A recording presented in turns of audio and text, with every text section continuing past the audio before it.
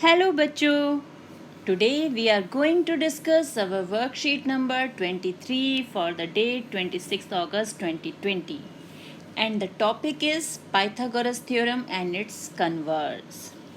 Pythagoras word ये सुना हुआ सा लग रहा है ना, क्योंकि हम 7th में 8th में 9th में हम पाइथागोरस यूज़ करते आ रहे हैं.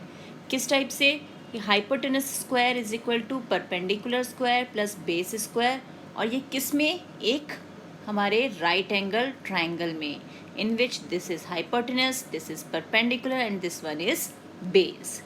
तो अभी तक हमने इसे यूज़ किया, इससे हमने क्वेश्चन सॉल्व किए. आज हम देखेंगे कि ये फॉर्मूला बना कैसे और हम उसे कैसे प्रूव कर सकते हैं. तो स्टार्ट करते हैं. First of all Pythagoras theorem का हमारा statement. In a right triangle the square of the hypotenuse is equal to the sum of the squares of the other two sides. कि राइट ट्राइंगल में जो हमारा right angle triangle है सिर्फ उसी के लिए अप्लाई होती है ना हमारी पाइथागोरस. उसमें square of the hypotenuse that is H square is equal to the sum of the squares of the other two sides. यानी ये तो h हो गया, इसके अलावा दूसरी दो साइड्स कौन सी हैं, एक बेस है और एक परपेंडिकुलर है, तो उनके स्क्वायर्स के सम के इक्वल होता है हमारा हाइपोटेनस स्क्वायर. और एक चीज़ हमें और याद रखनी है, hypotenuse is the longest side of a right angle triangle. और अगर हमें हाइपोटेनस पहचानना है कि किसी ट्राइंगल में हाइपोटेनस कौन सा है, तो हमेशा जो भी 90 डिग्री का एंगल है, जैसे यहाँ 90 डिग्री एंगल बी है, उसके अपोजिट डायरेक्शन में जो भी साइड होगी दैट इज़ योर हाइपोटेनस. तो इस ढंग से हम जल्दी से बता सकते हैं हमारा हाइपोटेनस क्या है, और फिर एक हमारा बेस हो जाएगा और एक परपेंडिकुलर हो जाएगा. तो अब हम आते हैं प्रूफ की ओर कि इसे प्रूफ कैसे करना है. तो स्टेटमेंट तो हमने देख लिया. अब हमें यहाँ पर एक फिगर दिया हुआ है, triangle A B C right angled at B. यानी हमारा जो 90 डिग्री का एंगल है वो किस पे बना हुआ है, वो है हमारे बी पर. B is 90 degree and B के अपोजिट यानी इस 90 डिग्री के अपोजिट कौन सी साइड है हमारी, ए सी. तो A C is the hypotenuse. अब टू प्रूव क्या है, टू प्रूव है A C square is equal to A B square plus B C square, क्योंकि ए सी हमारा हाइपोटेनस है और बाकी दो साइड्स हैं, एक ए बी और एक बी सी. तो अब यहाँ पर हम एक कंस्ट्रक्शन कर रहे हैं, draw B D perpendicular A C. यानी हम बी से वर्टेक्स बी से एक परपेंडिकुलर ड्रॉ कर रहे हैं बी डी ए सी पर. इट मीन्स अब ये भी हमारा 90 डिग्री हो गया और ये भी 90 डिग्री हो गया. अब यहाँ हम एक थ्योरम यूज़ कर रहे हैं इन ट्राइंगल्स को सिमिलर करने के लिए, that is if a perpendicular is drawn from the vertex of the right angle of a right angled triangle to the hypotenuse, then the triangles on both sides of the perpendicular are similar to whole triangle and to each other. कि अगर कोई right angle triangle है, उसके right angle वाले vertex पे, अब यहाँ पर B है ना हमारा right angle, उस vertex से हम hypotenuse यानी AC पर एक perpendicular draw कर रहे हैं, that is BD. तो अब हमारे पास दो ट्राइंगल और हो गए, एक ये और एक ये. तो ये दोनों ट्राइंगल्स भी हमारे जो हमारा ओरिजिनल ट्राइंगल है, होल ट्राइंगल जो है बड़ा वाला, उसके भी सिमिलर होंगे and also similar to each other. अब इसका रीज़न मैं आपको देखो एक्सप्लेन करती हूँ, ध्यान से देखना कि ऐसा क्यों है. अब मान लीजिए ये हमारा एक ट्राइंगल है और ये हमने मान लिया कि ये B जो है ये 90 डिग्री है, ये हमने A ले लिया और ये C ले लिया. अब हमें यहाँ से एक परपेंडिकुलर ड्रॉ कर रही हूँ D, यानी ये 90 और ये 90. अब इन ट्राइंगल्स को अगर हम ध्यान से देखें, ये है 90 डिग्री यानी राइट एंगल ट्राइंगल है हमारा, और ये भी एक राइट एंगल ट्राइंगल है, और जो इनिशियल ट्राइंगल था वो भी हमारा एक राइट एंगल ट्राइंगल था. ये 90 डिग्री यहाँ, ये 90 डिग्री यहाँ और ये 90 डिग्री यहाँ. और सिमिलरिटी में हमने क्या सीखा है कि शेप जो है वो सेम रहती है, साइज़ जो है वो डिफरेंट हो सकता है. अब ये भी राइट एंगल ट्राइंगल है, ये भी राइट एंगल ट्राइंगल है और ये भी राइट एंगल ट्राइंगल है. It means they all are similar. Similar है क्योंकि साइज़ ही तो डिफरेंट है, शेप तो सेम है, सब पे 90 डिग्री एंगल है. Therefore These two triangles are similar to each other as well as to the whole triangle, जो हमारा ओरिजिनल ट्राइंगल था। तो बेटा ये रीज़न है कि हम इन्हें सिमिलर कंसीडर कर रहे हैं। अब हम आगे चलते हैं। अब जब हमारे पास हमने ये ट्राइंगल सिमिलर प्रूव कर दिए, इट मीन्स अब इनकी कॉरस्पॉन्डिंग साइड्स का रेशो जो है वो इक्वल होना चाहिए। और जब हम कॉरस्पॉन्डिंग साइड्स को कंपेयर करेंगे तो हमें ध्यान रखना है कि अगर हम एक ट्राइंगल का बेस ले रहे हैं तो दूसरे ट्राइंगल का भी बेस ही कंपेयर करना है। हाइपोटेनस ले रहे हैं तो हाइपोटेनस ही कंपेयर करना है। अब फॉर एग्जांपल अब हम ट्राइंगल ADB ये ले रहे हैं और दूसरा ट्राइंगल ले रहे हैं हमारा जो कंप्लीट ट्राइंगल, जो बड़ा वाला ट्राइंगल है, ट्राइंगल ABC। अब ADB में बेस है हमारा AD, तो हमने बेस ले लिया AD। तो अब हम ABC का भी बेस ही लेंगे। तो ABC का बेस क्या है? AB। बेस क्या है यहाँ पर? AB। तो AD अपॉन AB। अब नेक्स्ट हम हाइपोटेनस ले रहे हैं ADB का। तो ये है 90 डिग्री, इसके अपोजिट साइड कौन सी है? AB। ADB का 90 डिग्री यही है ना, तो उसकी हाइपोटेनस हो गया AB। और अब हमारे बड़े ट्राइंगल का हाइपोटेनस, उसका 90 यहाँ है, तो हाइपोटेनस हो गया इसके अपोजिट AC। तो ये हमें मिल गया। अब ये कॉरस्पॉन्डिंग साइड्स का रेशो जो है ये इक्वल होना चाहिए because these two angles are similar. अभी हमने प्रूव किया, तो ये हमें मिल गया इक्वेशन 1। सिमिलरली अब हम जो दूसरा हमारा ट्राइंगल बना है यानी ट्राइंगल BDC, ये वाला ट्राइंगल लेंगे। तो ट्राइंगल BDC और इसको कंपेयर करेंगे हमारे ट्राइंगल ABC से। यानी हर बार जो हमारे दो छोटे ट्राइंगल बने हैं उन्हें हमें ओरिजिनल ट्राइंगल जो बड़ा वाला है उससे कंपेयर करना है। अब वो भी सिमिलर है। अब यहाँ भी हम दोनों में क्या करेंगे? पहले बेस कंपेयर करेंगे, फिर हाइपोटेनस। अब BDC में बेस क्या है हमारा? DC। ये है हमारा बेस यहाँ से यहाँ तक ये, तो हमने यहाँ पर CD लिख लिया बेस। और इस ट्राइंगल में जो हमारा बड़ा ट्राइंगल है इस बार हम बेस को कंसीडर कर रहे हैं BC। ये जो BC है ये हमारा बेस है, तो हमने यहाँ लिख लिया BC इज इक्वल टू, अब हाइपोटेनस कंपेयर करना है। तो इस ट्राइंगल में इस D के अपोजिट कौन सी साइड है? BC। यानी BDC का हाइपोटेनस है BC और ABC का हाइपोटेनस तो हमें पता है AC। तो यहाँ भी अब हमें मिल गया CD into AC is equal to BC square. ये इक्वेशन 2 बन गई। और सिमिलरली इन्हें मल्टीप्लाई करेंगे जब हम, तो AD into AC is equal to AB square which is our equation 1। अब हमें क्या करना है? हमें इन दोनों इक्वेशंस को ऐड करना है, यानी LHS को LHS में, RHS को RHS में। तो अब इसे हम ऐड करते हैं। जब हम इन्हें ऐड करेंगे तो हमें क्या मिल रहा है यहाँ पर? AD into AC plus CD into AC और राइट हैंड साइड पे AB square plus BC square. अब AC और AC दोनों के पास है, कॉमन निकाल लिया, अंदर बचा AD plus CD is equal to AB square plus BC square.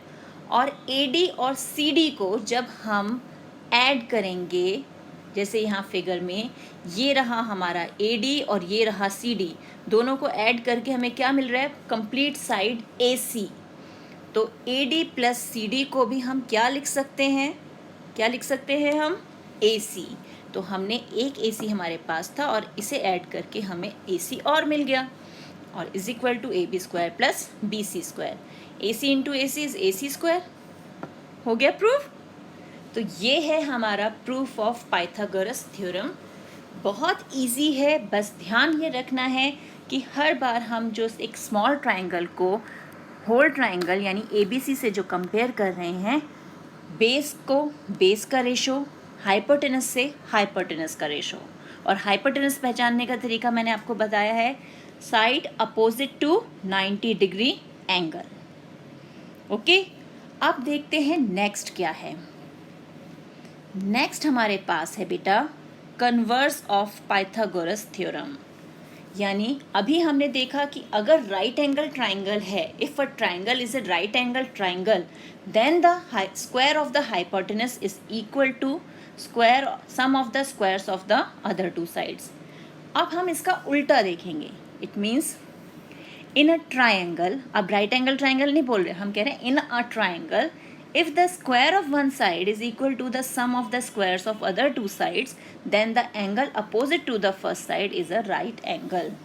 तो हम अब ये कह रहे हैं कि कोई अगर ट्राइंगल है, उसमें दो साइड्स के स्क्वायर्स का सम जो है वो थर्ड साइड के स्क्वायर के इक्वल है, तो इट मीन्स वो राइट एंगल ट्राइंगल है, यानी उसका एक एंगल जो है वो राइट एंगल है। अब इससे रिलेटेड क्वेश्चंस देखते हैं। Example 1, The sides of a triangle are given below. Determine which of them are right triangles। यानी हमें पता नहीं है कि वो राइट ट्राइंगल हैं या नहीं हैं, हमें पता करना है। तो we will use converse of Pythagoras theorem. तो अब 7, 24, 25, लॉन्गेस्ट साइड कौन सी है इसमें? 25। इट मीन्स हम 7 का स्क्वायर लेंगे और 24 का स्क्वायर लेंगे और उन्हें ऐड कर देंगे। 49 + 5 76, 625। अब हम 25 का स्क्वायर ले रहे हैं, इट इज़ इक्वल टू 625, यानी हमारे दो साइड्स के सम जो स्क्वायर्स हैं उनका सम हमारी थर्ड साइड के स्क्वायर के इक्वल आ रहा है। इट मीन्स ये क्या है? हमारा Pythagorean triplet.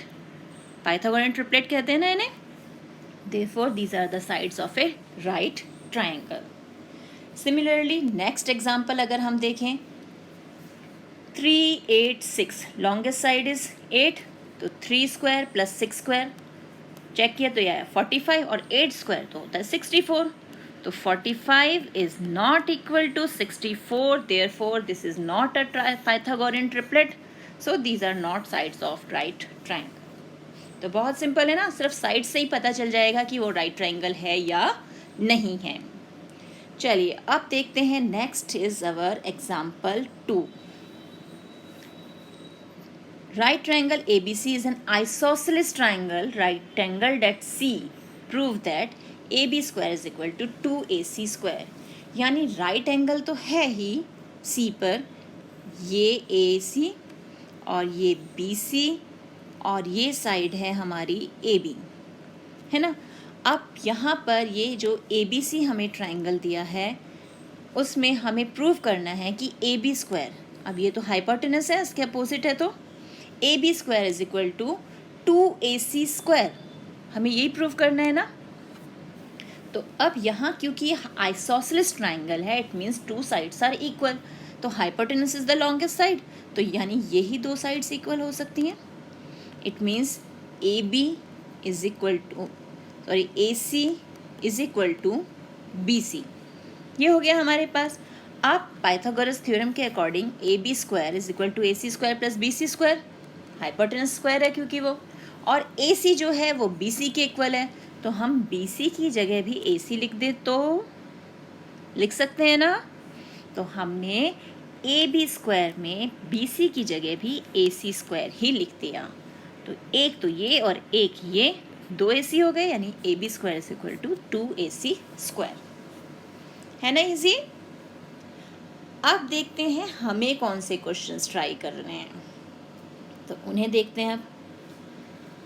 The sides of triangles are given below, determine which of them are right triangles.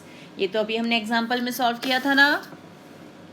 इन तीनों में सबसे लॉन्गेस्ट साइड ये 10, यानी हमें इनका स्क्वायर निकालना है, उनका सम करना है और चेक करना है वो 10 स्क्वायर यानी 100 के इक्वल है या नहीं। फिर वो पाइथागोरियन ट्रिपलेट होगा तो वो राइट एंगल ट्राइंगल है, otherwise it is not a right angle triangle। Similarly, we can check it for part B also। Now find value of H। अब ये एक विंडो तक पहुंचने के लिए एक दीवार है और ये है हमारा डिस्टेंस, और यहाँ पर एक लगाई गई है लेडर। लेडर की लेंथ जो है वो 10 मीटर है। लेडर का फुट जो है वो जो वॉल है उससे 5 मीटर के डिस्टेंस पे है। हमें हाइट ऑफ द वॉल चाहिए, यानी या वो विंडो किस डिस्टेंस पे है हमें वो चाहिए। तो अब यहाँ पर ध्यान से देखें तो ये 90 डिग्री का एंगल है, तो तो इट मीन्स ये हो गया हमारा हाइपोटेनस। तो simply Pythagoras use Pythagoras theorem, या हम लिख सकते हैं बाय पाइथागोरस थ्योरम। तो क्या होगा, पाइथागोरस थ्योरम कहती है H square is equal to P square plus B square. अब एच स्क्वायर क्या है हमारा, हाइपोटेनस 10, तो 10 स्क्वायर पी हमें पता नहीं, वो एच दिया हुआ है, प्लस 5 स्क्वायर, यानी हमारे पास क्या आ गया कि H square is equal to 10 square is 100 and 5 square is 25, तो एच स्क्वायर आ गया 75 और एच हो गया under root of 75।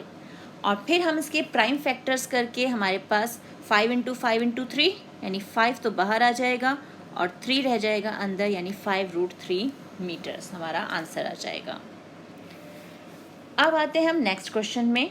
Find the distance between light on top of light house and ship, यानी ये यहाँ पर लगी हुई है एक लाइट और उसका डिस्टेंस निकालना है हमें इस शिप से, यानी ये डिस्टेंस हमें निकालना है।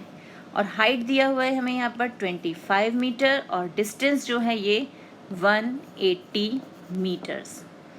अब इस पर हमारे पास जो हाइपोटेनस है वो गायब है, तो again H square is equal to P square plus B square. तो अब H square is equal to 25 square plus 180 whole square, है ना। तो एच हो गया एच स्क्वायर, ये तो 625 और 180 का होल स्क्वायर, इट मीन्स 32400। तो एच क्या मिल जाएगा, इन दोनों को ऐड करके और उसका अंडर रूट ऐड करके हमें मिलेगा 33,025। जैसे हमने प्राइम फैक्टर करके यहाँ आंसर निकाला, ऐसे ही इसके भी प्राइम फैक्टर्स करके हम आंसर निकालेंगे, that is in meters. Okay, अब चलते हैं हमारे नेक्स्ट क्वेश्चन पे। तो नेक्स्ट क्वेश्चन हमें क्या दिया हुआ है, अ balloons thread is 13 meter long and reaches a window 12 meter above the ground. Find the distance of the nail to which balloon is tied from base of the wall. अब सबसे पहले तो ज़रूरी है कि हम इसकी फिगर ड्रॉ करें। यानी एक हमारी वॉल है जिस पे एक विंडो है, ये रही विंडो की हाइट वॉल के बेस से कितनी है, 12 मीटर्स। और एक यहाँ कहीं पर नेल से एक बैलून बंधा हुआ है जो विंडो तक पहुँच रहा है, यानी ये पहुँच गया बैलून, और इस थ्रेड की लेंथ जो है वो 13 मीटर है। हमें ये पता करना है कि ये जो नेल है जिससे इसे बांधा गया है वो वॉल से कितने डिस्टेंस पर है। तो अब जब फिगर बन गई तो again formula is the same, H square is equal to P square plus B square. अब यहाँ पर ये 90 डिग्री है हमारे पास, तो h हो गया 13, it means 13 square is equal to p यानी 12 स्क्वायर, b हमें नहीं पता, तो ये 169, 12 स्क्वायर यहाँ माइनस का बन के आ गया, is equal to b square. तो यहाँ हमें मिल गया 25 is equal to b square, यानी b square is equal to square root of 25, that is 5 meters. यानी distance of the nail to which balloon is tied from base of the wall is 5 meters. देख रहे हैं कितने easy questions हैं, बस हमें figure अच्छे से ड्रॉ करने चाहिए कि जो क्वेश्चन दिया हुआ है उसके अकॉर्डिंग हम फिगर ड्रॉ करें और फिर हम क्वेश्चन को इजीली पाइथागोरस यूज़ करके सॉल्व कर सकते हैं। तो अब बेटा पाइथागोरस थ्योरम की अच्छे से प्रैक्टिस करना, ये बहुत इम्पॉर्टेंट है थ्योरम, और इससे रिलेटेड क्वेश्चंस को एनसीईआरटी एक्सरसाइज से ट्राई करना। तो मिलते हैं एक और वीडियो में, तब तक keep practising and enjoy maths.